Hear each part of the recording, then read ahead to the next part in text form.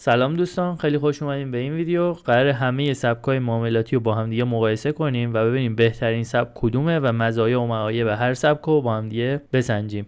این ویدیو مخصوص کساییه که دوره‌های مختلفی دیدن، مثلا کلاسیک دیده، پرایس اکشن دیده، RTM، ICT، الیوت، فیبوناچی، همه سبک‌ها رو دیده ولی به نتیجه‌ای نرسیده و قرار با هم دیگه علت اینو بررسی بکنیم و چجوری میشه که به یه سبک معاملاتی خوب رو انتخاب بکنیم و ازش به سود برسیم. این ویدیو استارت اون دوره‌ایه که من بهتون قول دادم، تحلیل تکنیکال از 0 تا 100 این اولیشه و میریم یه سبک رو انتخاب میکنیم و از 0 تا 100 رو با هم دیگه میریم. بریم که شروع کنیم.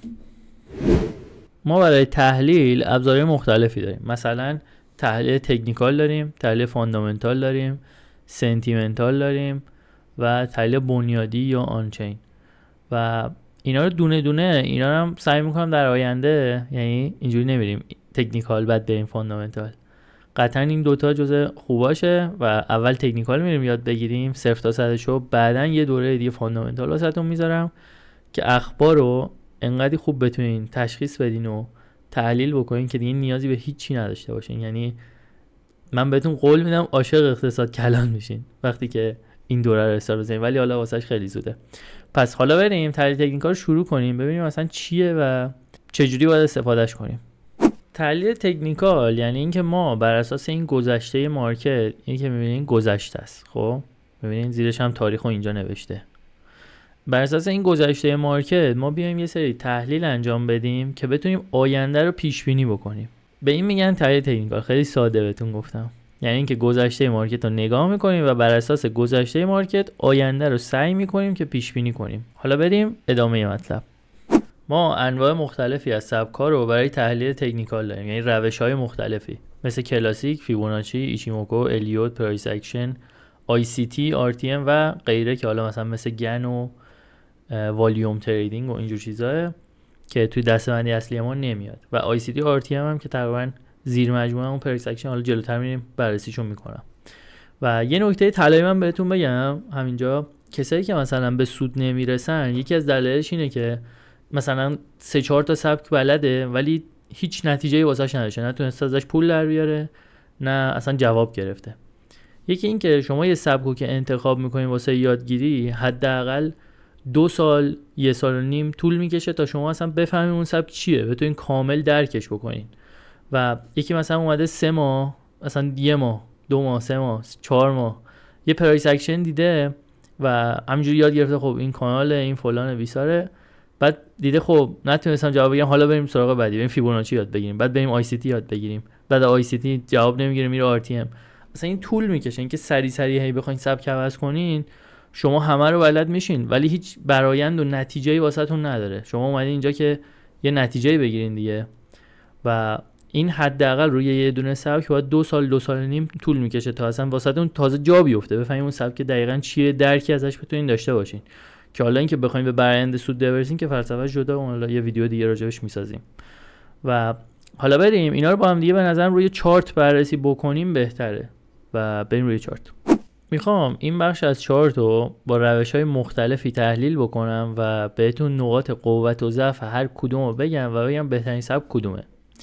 اول از همه بریم با سبک کلاسیک شروع کنیم. کلاسیک بیشتر روی پترن ها، مثل این پترن، بعد کشیدم این پترن، یا مثلا اینجا یا این پترن، روی اینجور چیزا مانور میده و میگه مثلا اگه از اینجا شکست خب باش میریم تا اینجا بالا، اینجا ریخ میریزه تا این پایین. و یه جوری سبک خیلی قدیمیه و خیلی روی مثلا سطوح که بعدا بهتون میگم سطوح مثلا این سطح یا این سطح، مثلا روی اینجور چیزا مانور میده. و سبک بعدی سبک الیوت رو بررسی بکنیم. الیوت چیکار میکنه؟ میگه من گام‌های حرکتی رو میگم، یعنی بیسش یه همچین حرکتیه. خب این گامو مثلا میگه بعد از یه حرکت گام اینجوری یه دونه اصلاح داریم، یه گام اینجوری میریم یه اصلاح داریم. مثل چی؟ مثل اینجا ما یه گام رفتیم بالا یه اصلاح، دوباره یه گام دیگه رفتیم، دوباره یه گام دیگه رفتیم، دوباره اینجا اصلاح، گام اصلاح. که این چجوریه؟ با 5 تا موجه، مثلا این میشه موج 1، این 2 اصلاحی، 3 صعودی، 4 اصلاح، 5 هم پایان موجمونه، موج 5.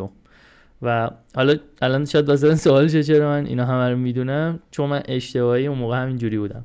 اول میرفتم مثلا یه سبکو یاد میگرفتم 2 ماه 3 ماه وقتمو میذاشتم و ازش نتیجه نمیگرفتم میرفتم سراغ سبک بعدی، که این کاملا اشتباه. الان من سبکای خیلی مختلفی رو بلدم، ولی اشتباه این بود که رفتم همه رو یاد گرفتم. یعنی به جای اینکه بیام هی 2 ماه 3 ماه برم روی هر سبک که بعد نتیجه نده واسم، میرفتم روی یه دونه سبک رو انتخاب میکردم و روی اون کل این زمانا رو میذاشتم، خیلی زودتر بود. یعنی این مسیریه که همه میرن یعنی فکر کنین مثلا این که یارو میگه این چرخه احساسات ما اینجا صعود میکنیم اینجا سقوط میکنیم، اینجوری چیزا نیست. به نظرم این مسیریه که همه میرن، یعنی یه سبک رو انتخاب میکنه میره به بنبست میخوره میره سراغ سبک بعدی و باید وایسین 2 سال 3 سال باید وایسین. ترید یه مسیر 5 ساله تا 7 ساله است. هر کی هم زیر اینو بهتون میگه دروغگوه.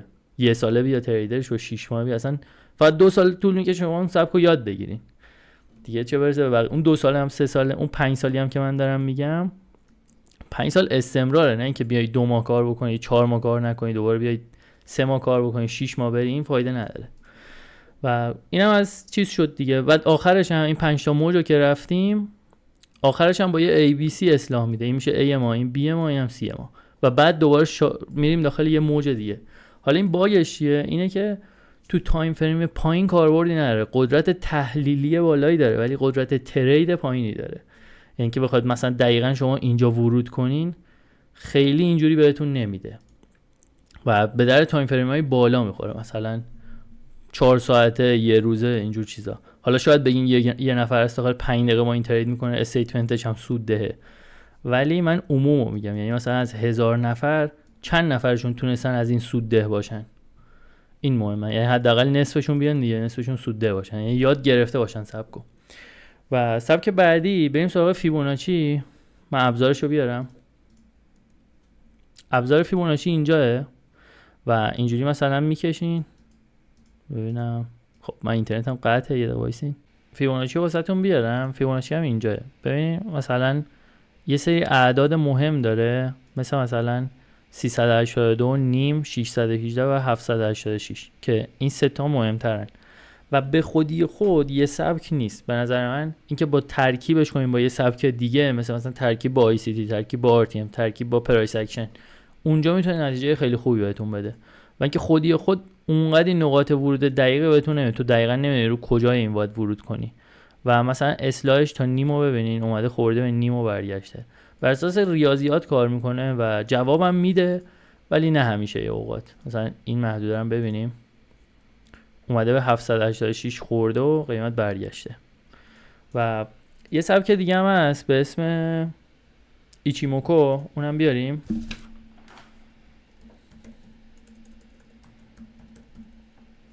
این ایچیموکوه که خیلی چارتتون شلوغ میکنه، یعنی بذارم کندلیش بکنم چارتو، یعنی همچین شکلی بهمون میده که خیلی چارت پیچیده است و خیلی من دنبال این سبک نرفتم و خیلی نمیدونم چی به چیه، ولی به نظر من دیگه جواب نمیده.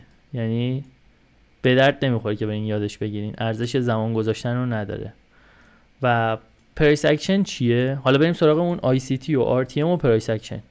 همین بازار رو من دوباره بیارم.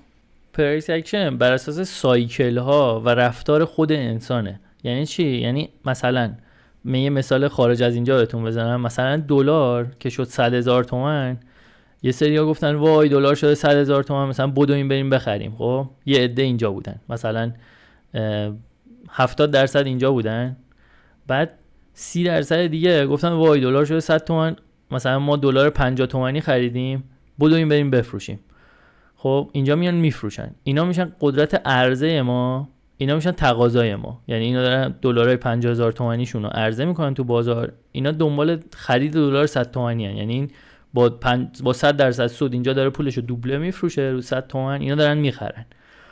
و چی میشه؟ مثلا اینجا قیمت دلار مثال میزنم اومده 105 تومن شده توی این نقطه، اینجا دلار 100 تومانیه. خب وقتی اینا میاد اینجا دلار میشه 100 تومن، اینا میدونن میان میخرن، اینایی که اونجا خریدن مثلا اینجا دلار خریده 50 تومن میاد اینجا میفروشه. و چی میشه؟ این بر اساس رفتارهای انسانیه، اینجا مردم میخرن و میره بالا. و مثلا بر اساس سوتو کار میکنه، بر اساس ترند ها کار میکنه، سایکل ها. مثلا این یه سایکل اسپایکمونه، این کانالمونه و اینجا هم رنج ماه. خب این سایکلاشه که حالا بعداً یاد میگیریم. و یه مثال دیگه من براتون بزنم، یه سبکی به اسم مثلا RTM مثل ICT، اونا چجوریه؟ مثلا یه الگو بهتون بگم، اینا اکثرا شبیه همه، یعنی پرایس اکشن و ICT و RTM شبیه همه. چرا؟ من الان بهتون مثلا یه الگو من میگم توی همه اینا مشترکه، حتی توی تحلیل کلاسیک هم هست. مثلا اینجا ببینید ما اومدیم یه سقف بالاتر زدیم، خب توی این نقطه، و قیمت اینجا داشته اینجوری میومد کف و سقف‌های پایینتر میزده، که باز جلوتر اینا رو میگم خیلی نمیخواد یاد بگیریم، فقط داریم مقایسه میکنیم.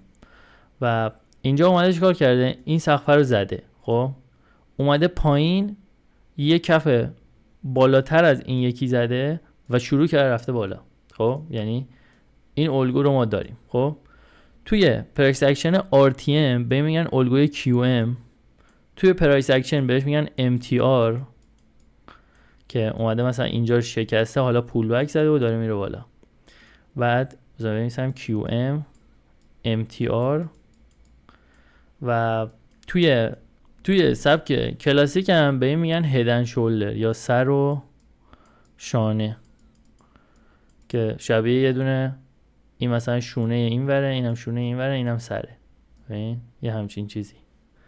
و توی همه اینا مشترک، یعنی فقط اسماش تغییر کرده. مثلا یه جای اینجا میگه چنج آف کاراکتر شده، خب در صورتی که چی؟ مثلا این یه کف پایینتر زده، داره کف پایینتر و سقف‌های پایینتر میزنه، یا مثلا میگه BOS. اینا همه مشترکه. خب اینجا مثلا ما یه بریک اوت داریم داخل پرایس اکشن، اینجا چنج آف کاراکتر داریم. میبینید خیلی فرقی با هم دیگه ندارن. یا مثلا اینو مثال میان، یه مثالی بزنم که روش واکنش نشون داده قیمت. مثلا اینجا اینو میگن این مثلا یه دونه اوردر بلاکه، مثلا اینجا، خب این یه اوردر بلاکه، پرایس اکشن میگه این یه سطح حمایتیه. این خیلی تفاوتی ندارن، اما پرایس اکشن یه سبکیه که خیلی راحت تر یادش میگیرین و خیلی ساده تره و بر اساس رفتار انسانی یه چیزیه که درس خودشو پس داده، یعنی چندین ساله که اومده و تقریبا 80% تریدرایی هم که نتیجه گرفتن بر اساس تحقیقات سبکشون پرایس اکشن بوده. پس ما چیکار می‌خوایم بکنیم؟ ما می‌خوایم سبک پرایس اکشن البروکسو، چون چند مدل داره، آلفونسو داره، مثلا وایکوف داره که بر اساس چیزای دیگه است، و ما می‌خوایم سبک پرایس اکشن البروکسو از 0 تا 100 یادتون بدم و بریم با هم دیگه شروع کنیم. این دوره خیلی کاربردیه، من یعنی مدرنیزش کردم، یعنی یه سری مطالبی که به درد نمیخورده و دیگه کارایی نداره حذف کردم و خیلی قراره سبکتر باشه و یه کورس خیلی طولانی نیست. یه جوریه که همتون یاد میگیرین، قطعا ازش به نتیجه میرسین اگر تمرین بکنین. و اگرم سبکای دیگه دیدین که یاد نگرفتین، بهتره که این دوره رو ببینین، حداقل ارزشش رو داره واسه دیدن، چون واقعا واسه زحمت کشیده شده. و قراره واسهتون یه پشتیبانی هم بذارم که همه سوالاتتون رو بفرستین اونجا، یا تمرین بهتون میدم توش حل میکنین، واسه میفرستین قطعا جواب میده.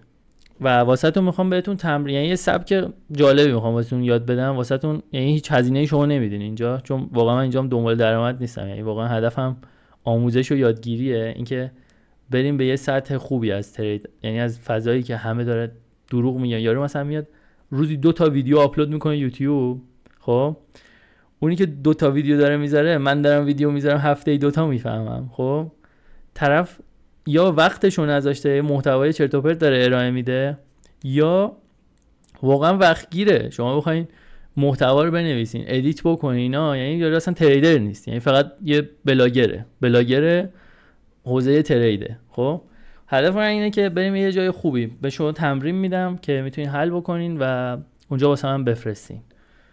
فقط یه سوال دیگه من اینجا ازتون دارم، به نظرتون آموزش تریدینگ ویو و متا تریدر رو بذارم یا خودتون بلدین؟ توی کامنت ها اینو بهم بنویسین که آموزش‌ها رو ببریم به نحو خوبی. و تا ویدیو بعدی، خدافظ.